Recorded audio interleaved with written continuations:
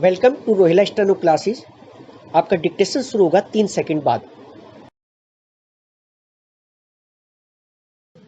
Ready, start. In its licensing policy, government will regulate the activities of the large houses to bring them in line with the country's socio-economic goals, where large-scale units, whether belonging to large houses or not, are already engaged in the manufacture of items since reserved for the small scale sector.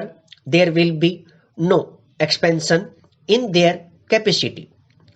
On the other hand, the share of these units in the total capacity for these items will be steadily reduced, and that of small scale and cottage sector increased.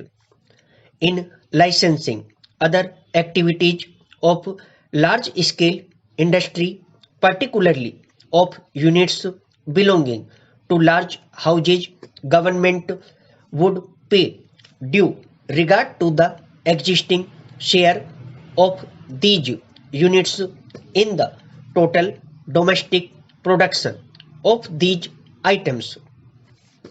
It will be the policy of the government to ensure that no unit or business group acquires a dominant or monopolistic position in the market.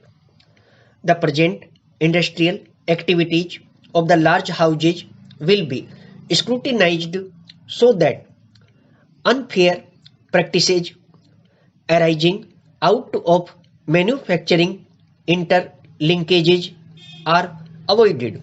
Para, there will be an expanding role for the public sector in several fields. Not only will it be the producer of important and strategic goods of basic nature, but it will also be used effectively as a stabilizing force for maintaining essential supplies for the consumer. The public sector will be charged with the responsibility of encouraging the development of a wide range of ancillary industries and contribute to the growth of decentralized production by making available its expertise in technology and management to small scale and cottage industry sectors. Para. The government would also like to clarify its policy regarding foreign investment and foreign companies in India's industrial development. So far as existing foreign companies are concerned, the provision of the Foreign Exchange Regulation Act would be strictly enforced. After the process of dilution under this act has been completed, companies with direct non-resident investment not exceeding 40% will be treated on par with Indian companies, except in cases specifically notified, and their future expansion will be guided by the same principles as those applicable to Indian companies. Para.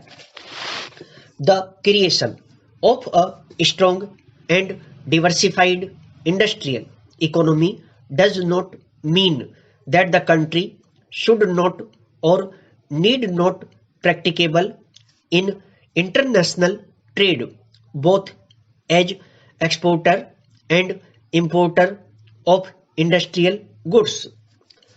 In fact, the favorable changes that have taken place in our foreign exchange situation and the progress that we have made in the industrial field should now enable us to selectively dispense with import quotas and quantitative restrictions while retaining the protection given through tariffs.